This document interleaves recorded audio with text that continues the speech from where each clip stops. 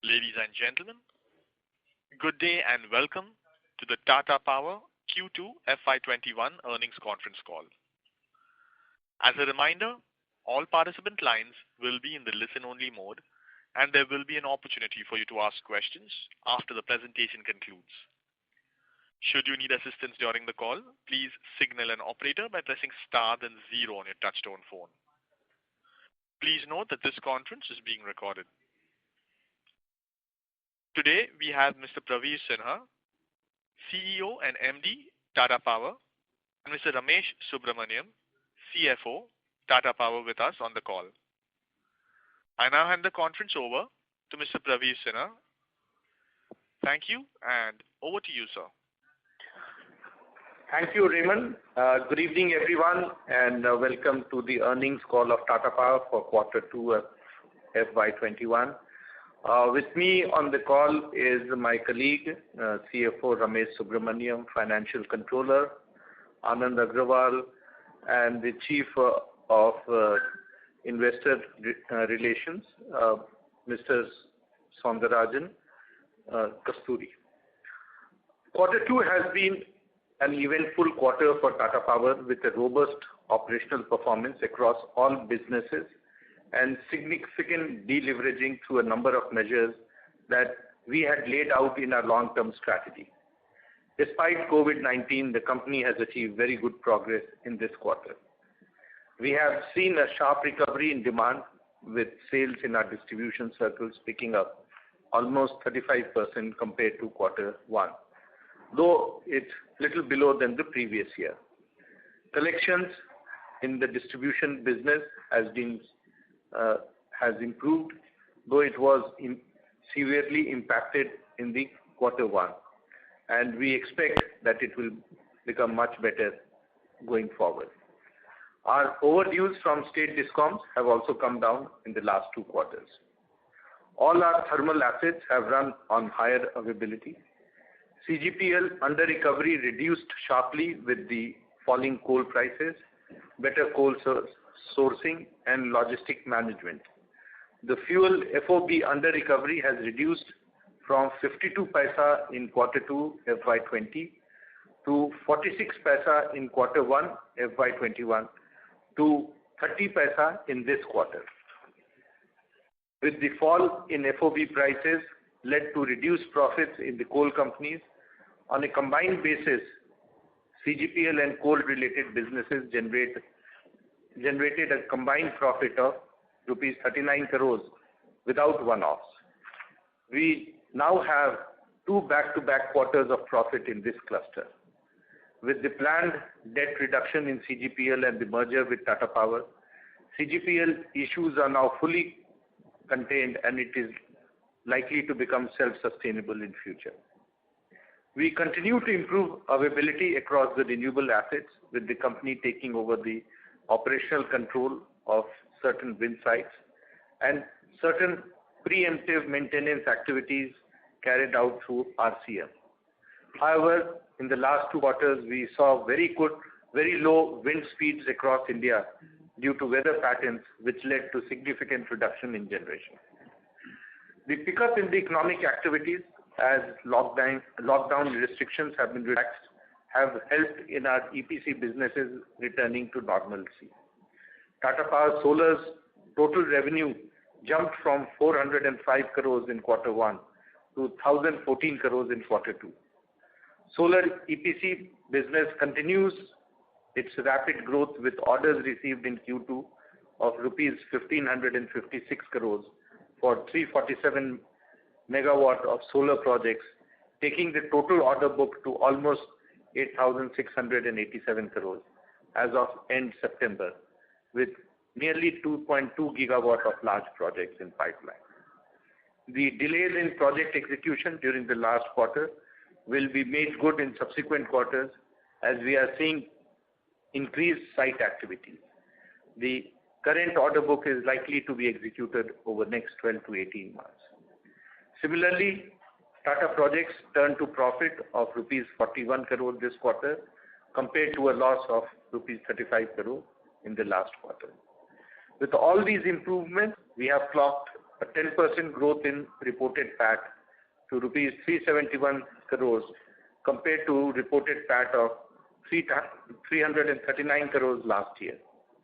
The company has now reported an increase in profit on year-on-year basis for the last 4 quarters, and this is the second consecutive quarter of PAT increase of 10%. The consolidated revenue stood at rupees 8,413 crores compared to rupees 7,329 crores the previous year, mainly driven by higher generation in conventional assets, TPCODL acquisition, and solar EPC business, which of course has been partially offset by lower wind generation. The consolidated EBITDA in this quarter was 2,276 crore, up by 7% compared to last year, mainly driven by lower under recovery in CGPL and higher solar EPC business, offset by lower wind generation.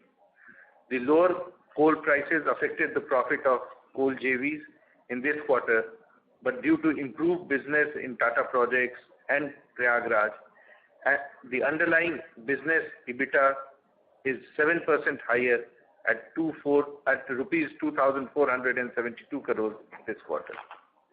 During this quarter, the company won bids of 347 megawatt of solar projects. With this, the company's renewable project development pipeline moves to 1,237 megawatt, with further 370 megawatt of solar project awaiting letter of award.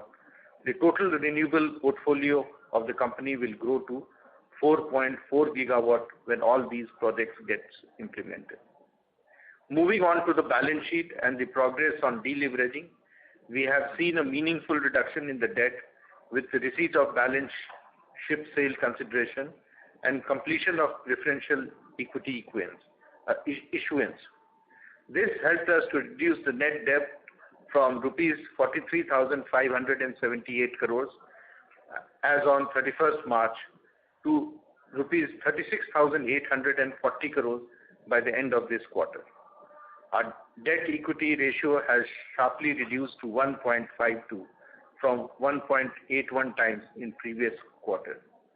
Similarly, debt to underlying EBITDA has improved to 4.01 times by end of September. This significant improvement in debt metrics achieved over last few quarters has helped the company to secure an upgrade in its credit rating from CRISIL, upgrading the long-term rating to AA stable, and ICRA changing the outlook to positive on its rating of AA negative. The improving credit rating and the reduction of debt will assist the company in reducing the interest cost and optimizing its finance cost. We are also happy to inform the completion of the defense sale transaction at rupees 1,076 crores, and Tata Power has received cash of rupees 539 crores net of the debt of SED. Besides reducing the debt of the company, this sale also addresses many investors' concerns on Tata Power's indirect involvement in defense-related business, and therefore we expect positive impact on Tata Power's overall ESG ratings. Work on setting up of an InvIT for renewable assets has progressed very well, with the non-binding term sheet now signed and due diligence underway. The progress has been as per the plan, and we are expecting to complete the restructuring in next 2-3 months. We'll share the terms once the binding agreements are in place. The various pieces of our strategy to strengthen the balance sheet is shaping up as planned, and we are very confident of achieving the rupees 25,000 crore net debt target at the end of this financial year. While we work on reduction of debt through divestment and restructuring, the focus on generating strong cash flows and recalibrating capex in line with the cash position will help us to achieve sustainable ratios. Our discussions on the revised GERC framework for compensatory tariff for Mundra is continuing. However, with the significant fall in coal prices, which have resulted in CGPL and coal businesses reporting profit, CGPL is likely to become sustainable on its own cash flow. We foresee coal prices to remain low in the future, which will make the compensatory tariff maybe less relevant in overall context. In the recent businesses in over, both Prayagraj and Sesu have good quarters. In fact, in Prayagraj, we continue to see very strong operational performance, achieving a 76% availability in this quarter. TPGCL also recovered significant part of its receivables under the COVID-19 package of Ministry of Power, Government of India, which was received by the state. Along with the share of PPGCL's profit, Tata Power is also providing O&M services, which is paid separately. We have now completed a full quarter since taking over Sesu through TPCODL, and we have seen significant improvements in the operational and financial parameters. Despite COVID-19 related challenges, we have achieved the parameters that we originally planned. We have been able to reduce the provisional billing by almost half and improve our collection efficiency from around 85% in June to almost 99% in the last quarter. We are confident of the turnaround of this business as per our plan in the next 12 to 15 months. The growth in our consumer-oriented businesses continues to be promising, and we continue to build partnerships for the future. For EV charging, the geographical presence of our EV charging network has been enhanced from 18 to 23 cities, and 203 public charging points have been installed. Tata Motors has recently issued a letter of intent to Tata Power for development of EV charging ecosystem required for deployment of 300 e-buses in Mumbai. We have also entered into agreement with MG Motor for setting up public charging infrastructure at their dealers' places. Similar agreement has also been signed with JLR. Similarly, we have received LOA for almost 5,000 solar pumps during the quarters, and we have also been awarded a 6.2 megawatt order for the largest carport from Tata Motors. Our rooftop business presence has now expanded to more than 100 cities, and we have 27% market share as per the latest Mercom report. Our microgrid installations continue to rise with a pipeline of more than 130 installations, and we have been able to reach to nearly 800 customers across 190 villages as of end September.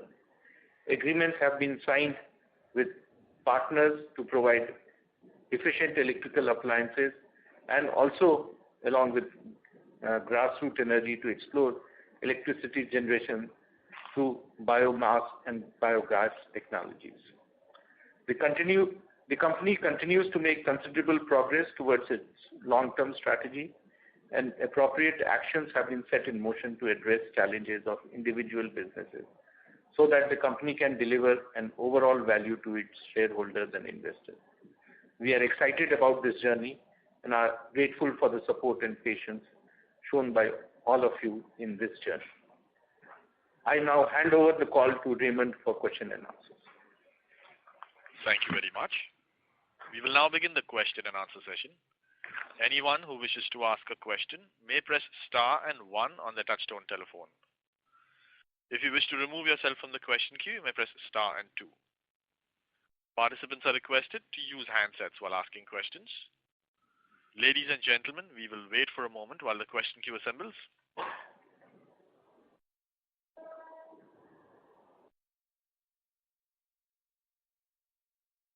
The first question is from the line of Mohit Kumar from DAM Capital.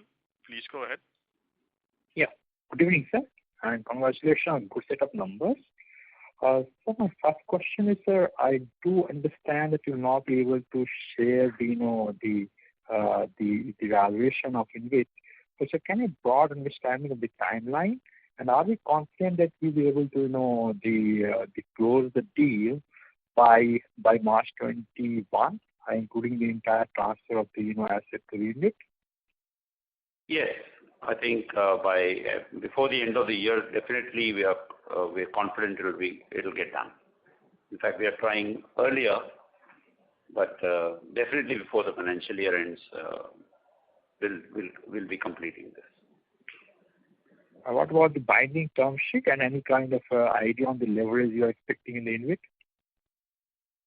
Well, as you know, the unlisted InvITs don't have any particular leverage. This will go by finally what the rating agencies and banks agree upon finally when they give out the ratings. And normally one has to form the InvIT to get the final rating and the sanctions. So therefore, you can be. I think the rough ballpark is that the traditional debt equity ratios cannot be applied to an InvIT situation. They are lower. Now, how much lower would finally depend on what the rating agencies and the banks agree upon to give a optimal rating as well as a good lending terms. So that's a broad indication we can give you. And you know that in the listed InvIT segment, the SEBI's starting debt is 49%. So in unlisted, there is no such limit. So it will be definitely not constrained. Okay, so secondly, on this in this quarter, we have seen a sharp turnaround in CSU, and there's some higher profit in this TERPL. Is there some kind of one-off in both the entities? Sorry, can you repeat? You talked about CSU? CSU and TERPL, the shipping company. Oh, sorry, shipping company. Shipping company and CSU. Both the QOQ and YOY number, QOQ numbers are, slightly off. So I'm trying to figure out, is there something one-off there? So shipping company is only because of the tariff, because it is also linked to the CERC's escalation indexes. So when the indices are favorable, they make higher profits. When they eventually catch up, they match the market rates. So it's what we call the corollary is that when the shipping company charges high, the CGPL pays them higher freight. So for us, in a consolidated manner, it doesn't matter because the earnings of the shipping company is the cost of CGPL, right? So individually, it doesn't matter. But to your question that why is it different? That's because it is influenced by the CRC indices. And now, your other question was on CESU. CESU, yeah. So CESU, there's sharp improvement, yeah. Yeah, so one, that is more because of the application of the relevant accounting standards in such acquisitions, where the accounting standards require you to follow a certain process, and which has been adopted here. So last quarter it was not adopted. So as a result, the last quarter's reported loss was reversed in this quarter. As a result, you are seeing that increase, but actually this doesn't belong to this quarter. What would be adjusted number, if I may ask? Adjusted number would be 2 crores. Understood, sir. Thank you, sir. Thank you. Thank you. Best of luck. Yeah. Thank you. Thank you. The next question is from the line of Murtuza Arsiwala from Kotak Securities. Please go ahead. Yeah, hi. So 2 questions from my side. One on the console on the balance sheet, we see the capital work in progress increasing. Would that be largely attributable to renewable assets, or if you could give some color in the last 6 months? And second is, while I understand that the low under recovery makes you less dependent on the compensatory tariff, could you give some color on where the compensatory tariff is sort of progressing? Because in long run it's still a risk mitigating sort of measure. So where are we in terms of signing the compensatory tariffs? So to your first question, the answer, Murtuza, right? So yeah. The first question is that So you asked first about the capital work in progress. That is largely renewables. Okay. Yep. And we have some transmission projects in the regulated businesses which is going on. So both are the ones, and they are likely to get converted in the next 12 months, before next 12 months. So That was one. The second is on the compensatory tariff. Where are we? So as Mr. Sinha outlined in his initial remarks, while we are in discussions with the government, clearly that progress has to be made. There are differences in the initial conditions and the subsequent conditions that have been put. So we are in discussions with them. But I think we are coming more and more to a conclusion that if the long-term outlook on coal is not likely to firm up very soon, so really speaking for us, this is becoming less and less relevant. And what we have done is, keeping that in view, we've actually kind of already sized the debt down. And by the end of the year, or let's say in the coming month, we might see CGPL debt go down to as low as 4,000 crores, which will mean that it will become self-sustaining in any case. And as you know, there is a hedge which operates, as a result of which, if the coal prices were to go up anyhow, we do have a hedge in the coal companies. So our overall plan has been always agnostic of any solution that is coming out of compensatory tariff. Okay. Thank you so much, sir. Thank you.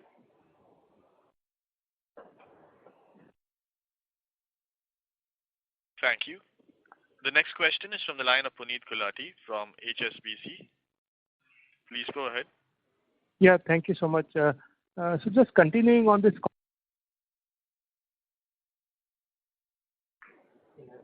Mr. Sorry, we are not able to hear. Mr. Puneet Gulati, we can't hear you.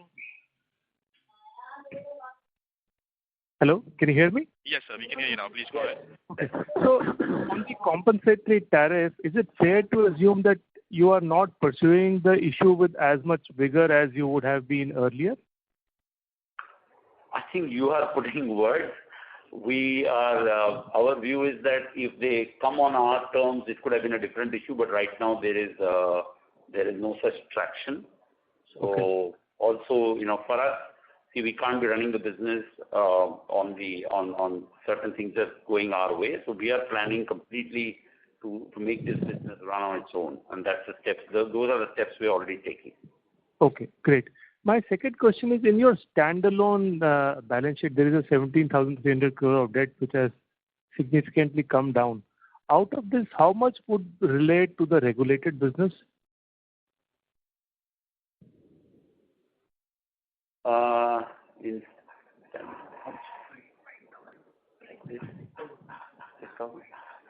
So about 6,000. Okay, 6,000 would be regulated, and the balance 11,000 odd is unregulated for the other investments. Yeah, all the other investments, and the rest of the non-core asset sale, plus the dilution in the renewables business, all this will cut it down to a much lower level, which is reflecting more closer to finally something above the regulated debt, which will be there. Okay, great. And on the SED sale, will there be any capital gains tax implication? No. And to what extent? No. No, okay. No. Okay. That's great. That's all from my side. Thank you so much. Thank you. Thank you. The next question is from the line of Swarmin Maheshwari from Edelweiss. Please go ahead. Yeah, hello sir. Thanks for the opportunity and congratulations for a good set of numbers. Sir, 3 questions. Firstly, I mean, you did mention that you guys are expecting the lower the coal prices to be at the lower side, for the future reference. Now, my first question is with respect to that. Do you think that it then really makes sense to look at the coal mines, because for CGPL, coal can be really outsourced from somewhere else also. So is there any thought process that we will be actually looking to sell our coal mines also at some point in time? So right now our first focus is to get the license renewal in KPC, as you know. The good news is that in Arutmin, which was the other mine which we sold and we have not closed the transaction because we have not got the full money, there the license extension has come through. So once the license extension comes through, we will have to look at all these options. And at the end of the day, everything will depend at what value and what is the response we get. Okay. All right. Sir, secondly, on the divestment side, Now, we have actually realized a fair bit of divestment proceeds from our non-core investments. If you can just actually, share what is now pending to be realized in Q3 and Q4 from the non-core divestments. So right now we are pursuing in our list of assets the Georgia investment and which is a hydro investment, and the Zambian hydro investment, and lastly, defined as non-core, we have Tata projects. So and there is a smaller coal mine which is DSSR. So all these 4 assets are there, which in the coming quarters and months, and we will continue to pursue. That's pretty much where we are. This sale of the proceeds from the bank business, this has been realized in Q3. So the impact on the balance sheet, that will be reflected in Q3. While we are trying everything, I must say that because of COVID and because of the sentiments in the market on the assets which we are out in the market, both in Africa as well as in Indonesia, I don't think that we can expect a closure in Q3, but certainly we are trying to do it in the quarters thereafter. Because the process is on, by the way. We are not letting up the process, but the traction is something which we have to keep a close watch on. But we are confident of getting it through sooner than later. Okay. But I must tell you, in addition, that our target for net debt, we will meet nevertheless, even if we are delayed on these, because these are not very high-ticket items. These are not going to move the needle. Our broader target of going under 25,000 is on track. Right. And sir, did we receive anything from Arthaman this quarter? Yes, we did. I'll give you that number separately while we discuss. I just asked somebody to give. How much? Yeah, and maybe if you can also give the pending amount. The last time. Sorry, 33. Sorry, how much? 33 crores. So it is about 6 million. So 5 million. Okay, 6 million. Okay, so the pending amount from Arthaman now would be about $160 million. Yeah, correct. Okay. And sir, finally, one last question. What will be the captive order book in our solar EPC? Would it be about 50-odd%?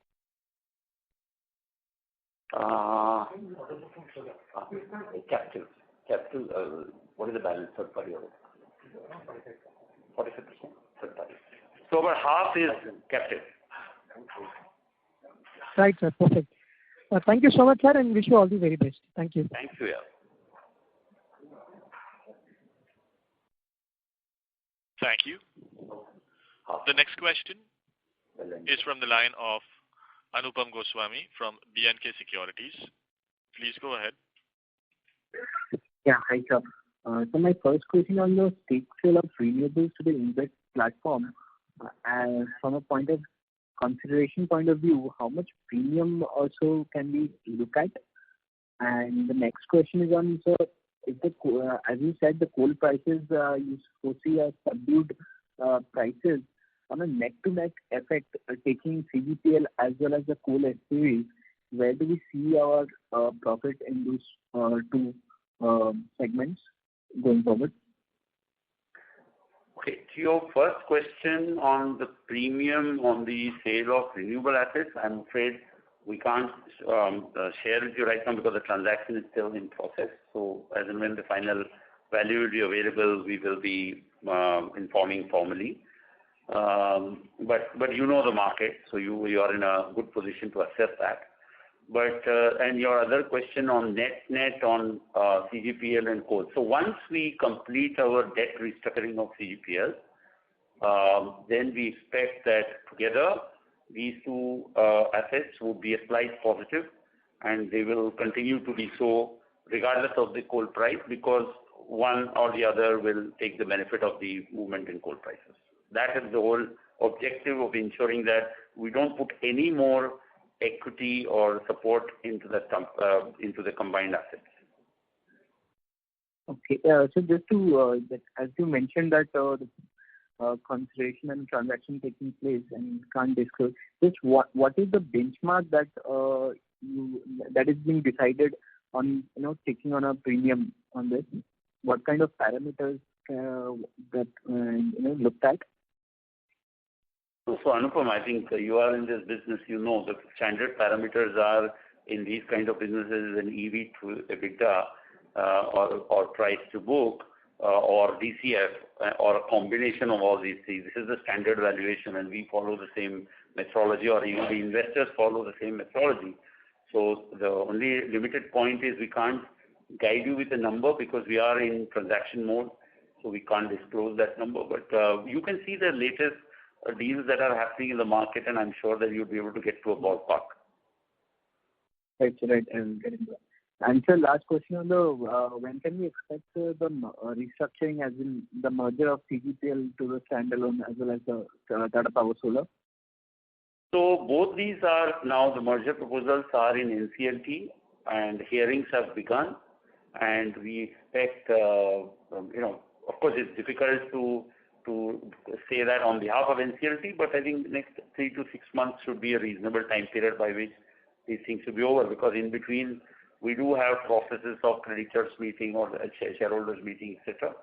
So that process has to be followed up. Okay, sir. We expect to get it done before the year end. Okay. Thank you, sir. I'll back to you. Thank you.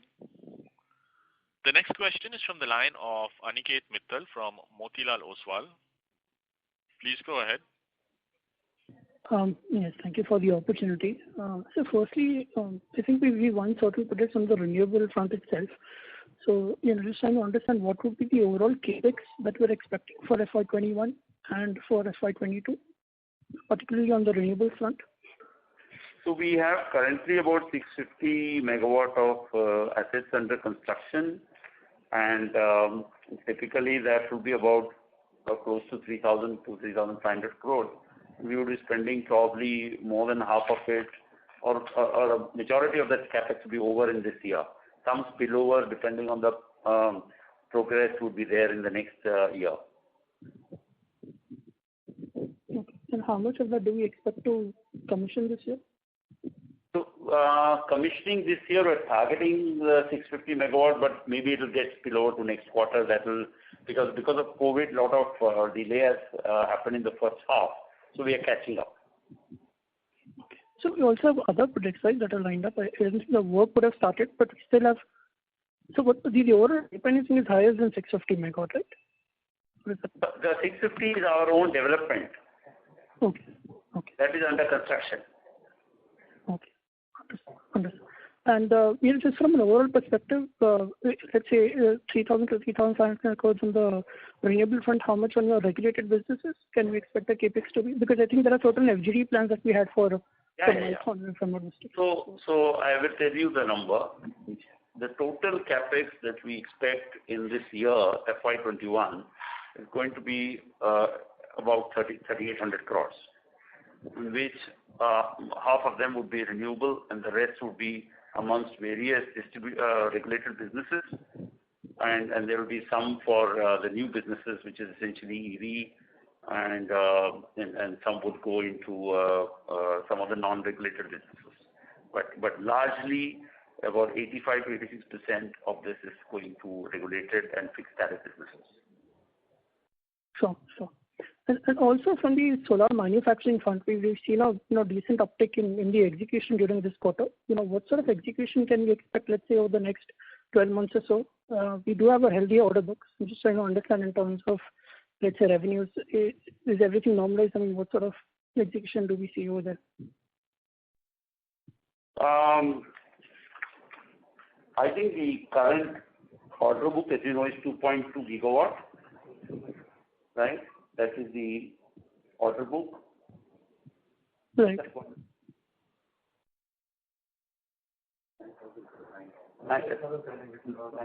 About 9,000 crore is the order book. Now, the whole issue is that since the activity level has just picked up, we would assume that about half of that would be probably next year, and most of it would be, the rest would be covered in this year.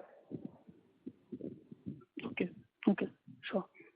One question on the shipping business itself. Now, I was actually wondering, given that we've actually sold those 3 ships, our EBITDA and PAT number ideally would have been impacted because the revenue and the EBITDA from that would not have come in our financials, is what I was expecting. But still, the overall number seems to be pretty high. So, I'm just trying to understand what's happened over there on the shipping business front. So first is that we have sold the ships, but we do have the contract. Okay, so the business operation continues. Only thing is we don't own the ship, but we have the contract. Second, this high number which you're seeing is mostly to do with the tariff linkage to the CERC index on the fuel price. So those are, and the last revision of the index was high, so the revenue booked there was high, but consequently CGPL pays also a higher amount, right? While on a consolidated basis, it is a zero-sum game, but individually the shipping companies would seem to have made a higher profit in this quarter. But this will subsequently get, there will be a catch-up because it's a time lag between the actual shipping prices and the final notification of the app.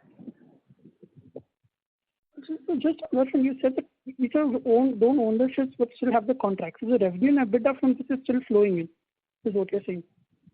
And this would then sustain. Yes, absolutely right. A certain minimum level of EBITDA will sustain, not as high as this because this is more due to that carry forward of the index effect.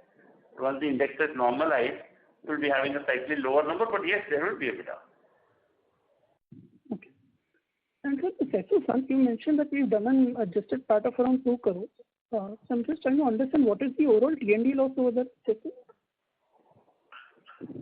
Overall, at present, it's maybe the overall AT&C loss for the T&D loss, you can just help me with that.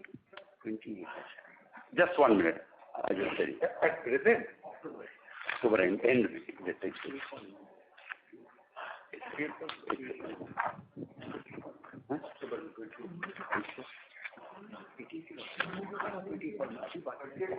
So it is 28.1. 28%. Yes, 28. And we have brought it down from 40%. Okay. And so what would be the AT&C overall? I mean, it would be around 50% or so? No. This is 28% is the exit quarter end AT&C. Okay. As of October. Now, as per the tariff which has been fixed in 3 years' time, we have to reach 23.7. Okay. That's where we are heading.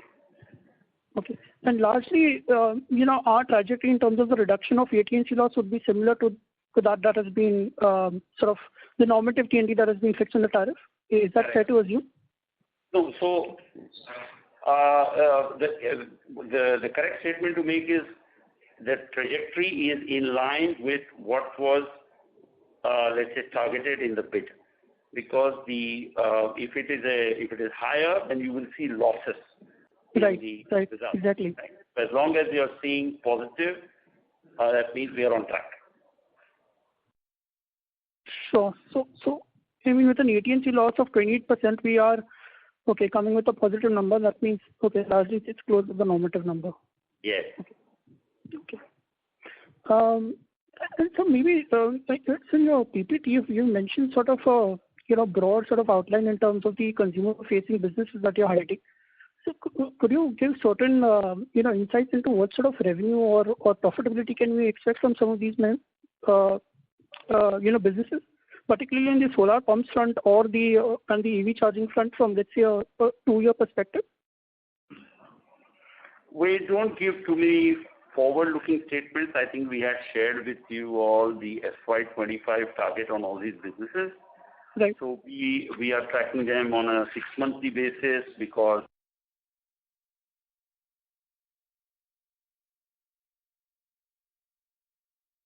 Hello? Members of the management, we can't hear you. Participants, please stay connected while we reconnect the line for the management. Please stay connected while we reconnect the management line.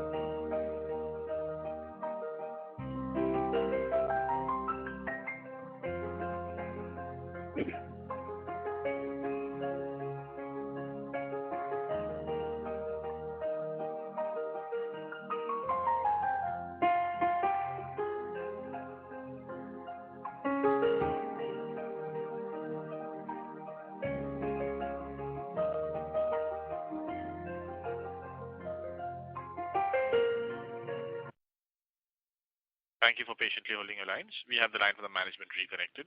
Over to you, sir.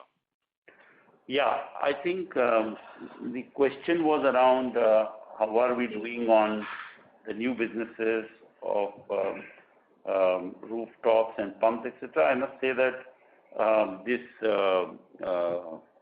of course quarter as well as 6 months have been seriously affected by the COVID-related issues, but otherwise we believe that second half would be far better and we will be able to pick up pace. But we are working seriously now on all the marketing and distribution and launching initiatives. So you will see the results in the next 4 or 5 months. Hopefully year end would be we'll be able to make good progress on that. But on the ground, things are working as per the plan. Okay, all right. Thank you. I'll get back in the queue. Thank you. The next question is from the line of Abhishek Puri from Axis Capital. Please go ahead. Yeah, thank you for the opportunity and congrats for good set of results. Thank you, Abhishek. Sir, 2 things. One, in your presentation you mentioned for Mundra there is some SCED scheme one-off. So could you elaborate what is that? Okay, this is a scheme where dispatches. There's a central scheme which says that if your cost of variable cost of dispatch is lower in a certain order, then you will be asked to dispatch out of turn, and the difference between your dispatch rate and what is available in the market is shared with you. So that is the scheme which the Ministry of Power runs. And therefore, we have, and it shows actually a sign of competitiveness amongst the merit order dispatch. So that is the income. It depends on what the market opportunities are available. We sometimes make money, sometimes we don't. So what is the amount here, one-off amount? No, I think last year we had earned, there was a loss. This year it is not there. Okay. No one-off this time? No. Got it, sir. Secondly, it was interesting to know on the safety front that you're tracking the trajectory within the second quarter itself.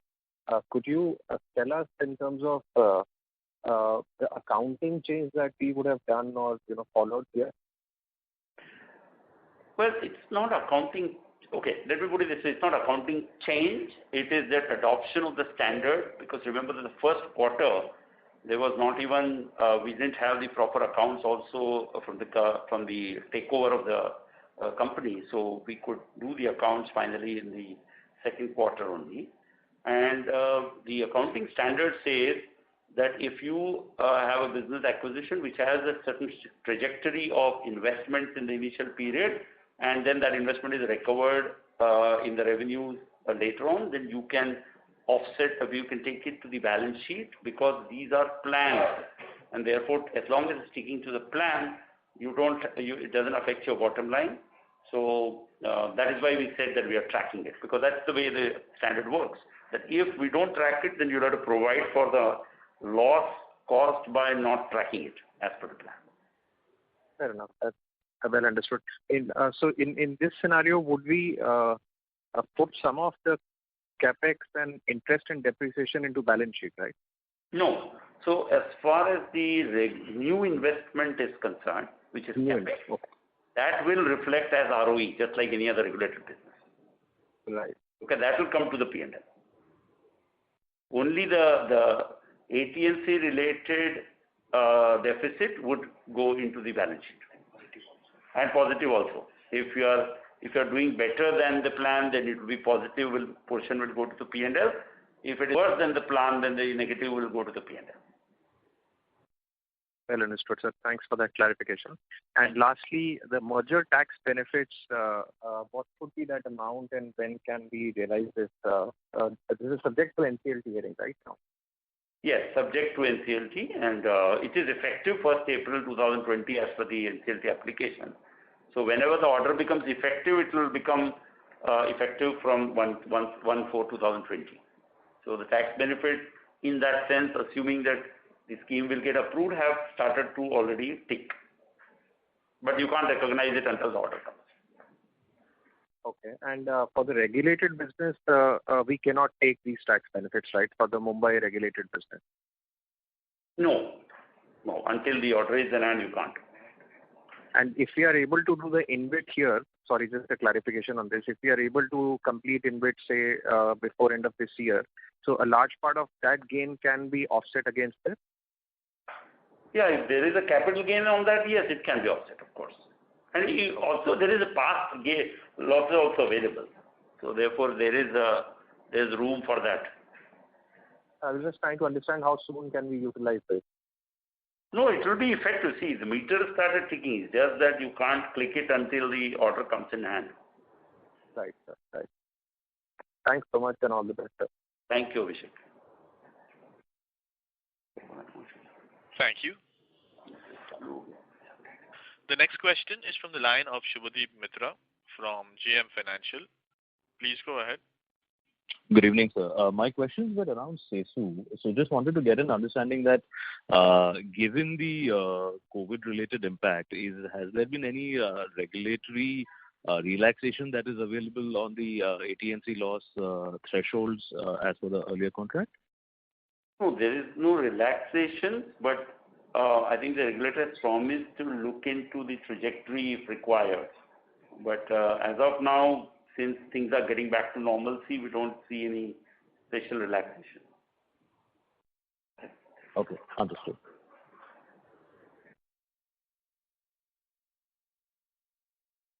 Thank you. The next question is from the line of Anuj Upadhyay from Emkay Global. Please go ahead. Thanks for the opportunity and congrats on good set of numbers. Thank you. Also, two questions, starting with the 3 distribution circle in Orissa, which we have bidded out. So any timeline, sir, when can we expect the final outcome to be? And the follow-up to this would be, we have learned that in the NESCO circle, we are the sole bidder. So would it be fair to assume they would come to us, or there are some conditions which we need to comply before assuming the same? As you rightly mentioned, NESCO, we are the sole bidder, so the regulator and the government is taking a view whether they would give it to us based on our offer or if there's going to be a rebid. So once we get clarity, we'll be able to decide on the next course of action. As regards the 2 bids where we have submitted, we expect by end of December they will possibly come out with the decision on the same. Fine, sir. Second one on the Mundra, sir. The presentation mentioned that in October we have already repaid around 2,600 crores of debt and another 1,500 to be paid, likely to be paid in November. So with this, we are targeting to repay around 4,000 crores for Mundra. So any targeted level overall for Mundra over next 1 or 2 years where we would feel comfortable enough to make the plant self-sufficient? The debt level I'm asking, whether we are targeting to bring it below 10,000 level, 8,000 or something. That would be helpful, sir. No, it's already, we in the next month or so, we will be infusing about 1,500 crores. That is the plan already there. With that, we will be down to 4,000 crores, that's all third-party debt. Okay, no more than that. So, which will sustain the company in any case on that, because if you see the EBITDA trajectory, then you will see that will easily sustain. Fair enough, sir. That's it. Thank you. Thank you. The next question is from the line of Dhruv Muchal from HDFC Asset Management. Please go ahead. Yeah, thank you so much. Sir, question on CESU. You mentioned that the losses have come down, AT&C has come down from 40 to 28%, which is quite impressive given that we have taken the circle only about 3 or 6 odd months. So given the initial success, do you think there is a probably initial thoughts on can we probably beat the 23% target over the next 3 years significantly? So first of all, I want to clarify that the 42% number is also aided by the problem in COVID. We had a collection issue. So it was not that it was having initially all along the same number. So it was much lower when we, but for the collection issues in COVID. But yes, it is coming down on track. And to your question on 23.7, yes, we are hoping to reach that much earlier than the target as per the regulator plan. Okay. We are trying to do something in the next 12 to 18 months, what was supposed to take 2 years. 3 years. Okay. So what number did you start with, the AT&C number? See, that this was a temporary phenomena because we took it on 1st June. So this was the COVID period. Otherwise, last year they had a AT&C of 30%. So the trajectory was made on that basis. So on a temporary basis, because of COVID, it had gone up to 40%. But otherwise, we have already reached a level of 28%. Got it. And so initially, at least I was expecting that for a couple of years, CESU will be on a PAT level, probably will be a drag, some marginal drag, but it will cause some drag. But given 2Q and given probably some change in the accounting, do we expect now that at least we will be breakeven there or marginally positive, at least for the next 2 years? I mean, one can reasonably say so. We are confident of meeting our trajectory, in which case then we won't have to book any additional losses. And then the only capex and the equity regulated equity that is there will keep us earning the ROE. So your conclusion is right. If we do our job well, which is what we are doing today, I think we should be marginally positive. Okay. So the accounting works this way that as long as the target which you have set as per the agreement or as per your internal targets, as long as that is met, you can, that is okay. I mean, Correct. That will not cause a drag to the P&L. Correct.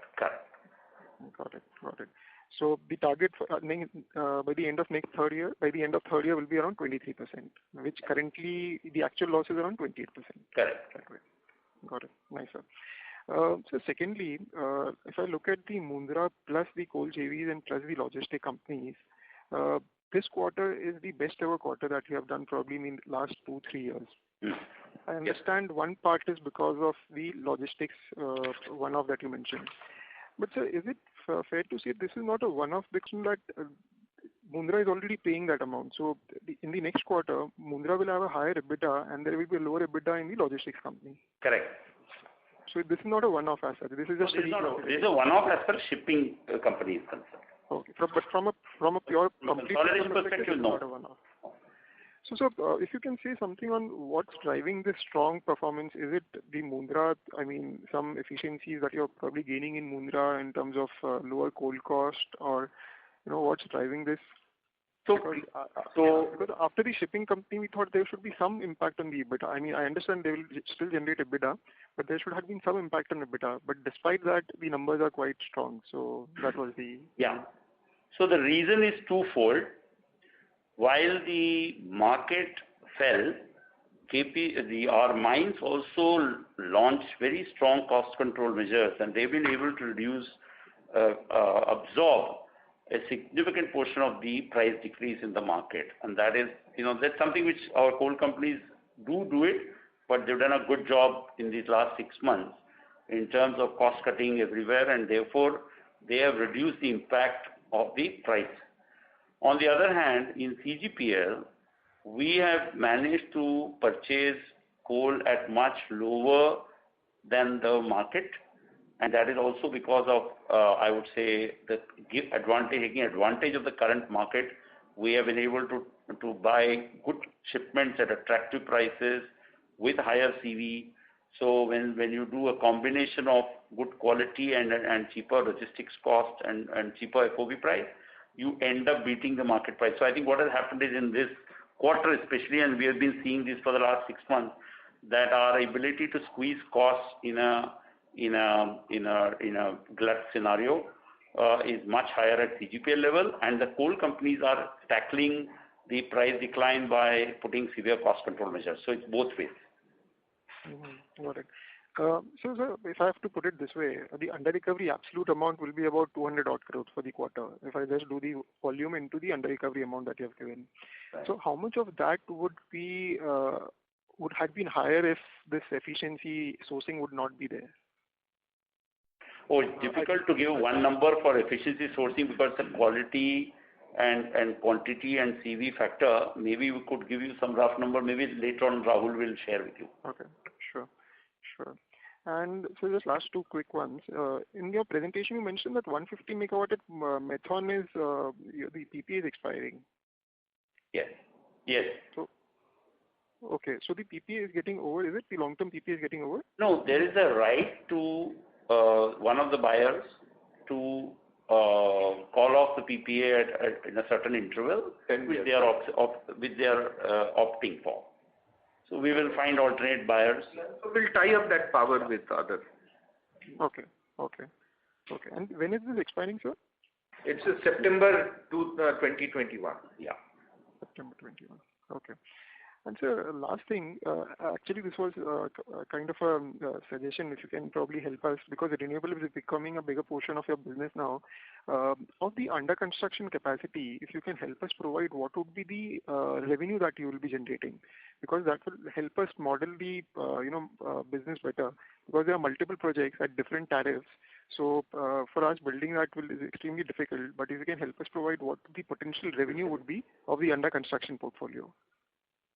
Sure. So we will, Rahul will separately tell you the rough math that when the under construction assets come on board, what generally is the EBITDA and both PAT. A rough math can be given to you. Which the revenue also would help because probably you would know what. From there you can always work backwards. Yeah. Sure, we'll give you that. Thank you, sir. Thank you. The next question is from the line of Aniket Mittal from Motilal Oswal. Please go ahead. Yes, thank you for the opportunity. See, most of my questions have been answered. Just one question on the working capital front. You mentioned that there is some amount that you've received from the Atmanirbhar scheme, if I'm not mistaken. If you could just quantify that amount and, just trying to understand your trajectory in the receivables front, could we receive further amount over there? You're talking about Arutmin? No. The receivables front. Huh? The money that has come. See, the main money. You say Prayagraj. So that is for Prayagraj. Atmanirbhar. Oh. That's the main money for Prayagraj. So that is the money for Prayagraj. We received what 1,200? No, 750. Huh? 750. 1,200 is the Another 750 is expected. So I think currently we are at about 3 months odd outstanding in Prayagraj. So money is coming in trickles on that. Okay. And any sort of pending amount that we expect to come from the scheme? From the scheme? From the Atmanirbhar scheme, is there further amount that we expect to flow in from the scheme? Well, only few states have really gone for it. I think Tamil Nadu has also opted for it. We are a recipient of that, but I won't be able to share with you exact numbers. Telangana has gone. But our money from Telangana, due money is very small. Yeah. Okay. And overall on the renewables front, what will be your receivables amount? Total received? About 1 plus. About 1,000 crores. 1,000 crores. Okay. And maybe just one question on the on the trajectory of how interest costs are moving. One is obviously there's an upgrade in our ratings that has happened, and also the overall interest cost environment right now is pretty benign. So just trying to understand from an overall interest cost trajectory, how do we see that moving? Is there any sort of benefit that we can get in terms of lower interest costs? No, certainly. But remember that we have been getting very fine rates all through, higher than our ratings. So we do expect already it's bottomed out in some ways. We are also seeing that first the next couple of months we have some other more monies to be received. Once that happens, we'll have to see how we have to churn between short term and medium term and long term. Maybe that will have some effect, but broadly our weighted average cost should come down further a little bit in the next 2 quarters. Okay. And so just one last question. So I think audio participants had highlighted about the profits that you have at CGPL plus your coal mines. Now that number looks a bit high. I was just wondering, is there any sort of lag benefit that you've got at CGPL? Because the prices have gone down, but maybe your tariff has not been revised. I'm just trying to understand from a sustainability perspective for the coming quarter. Is there some lag benefit that you're getting at CGPL because of the PRC? So actually, no, there's not much of lag benefit, because look at it, there's 2-3 things here. One is that yes, there is a lag. Okay, yes, that in the second half there will be a catch up. But on the other hand, we had a higher PLF in the first half. The second half will be lower PLF. So there will be some benefit around that. So therefore, they may probably offset each other. So to answer your question in short, I don't think there is a serious one-off that is affecting these prices. They seem to be going in this direction because of the factor I mentioned some time back, right? There's a good pressure on costs on the mining side. Okay. All right. Okay. Thank you. That's it from me. Thank you. We'll be able to take one last question. The last question is from the line of Swarnim Maheshwari from Edelweiss. Please go ahead. Yeah, hi sir. Thanks for the opportunity again. Sir, have we awarded the Prayagraj O&M contract to our O&M business, or is it still done by someone else? No, it's TATAPOWER. Okay, so I mean, just wanted to understand, are the benefits of the O&M, because we are one of the lowest O&M procurers, O&M guys. So just wanted to understand, what is the current O&M cost that is it for Prayagraj? So your point is right that we are one of the most efficient, but since it's an individual contract, we normally don't disclose, but we can sufficiently say that we are doing a good job over there, both technically and financially. Okay, so the efficiency are already reflected in the numbers? Yes, absolutely. Because we do book that in our services. Okay. And sir, lastly, just on solar EPC, what are the kind of EBITDA margins in this EPC business, and any guidance for FY22 as such?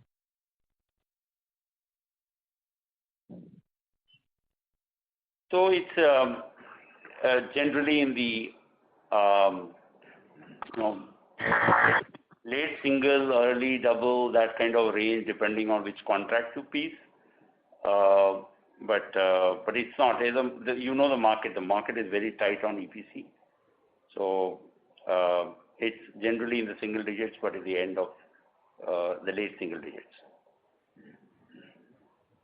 Okay, and FY20 guidance on FY22, you did mention that you do expect your existing order book to get exhausted over the next 12 to 18 months. So I think a substantial amount should come in FY22 then. Yes, that's correct. But we can't give you a guidance on the numbers, but you've seen the order book. That's about 9,000 crores, and that will all get materialized over the next 12 to 18 months. Perfect, sir. Perfect. Right, sir. Thank you so much. Thank you, sir. Thank you very much. We'll take that as the last question. I would now like to hand the conference back to Mr. Sinha for closing comments. Thank you very much for all of you for joining the call. And whatever additional information is required, you are most welcome to reach out to us.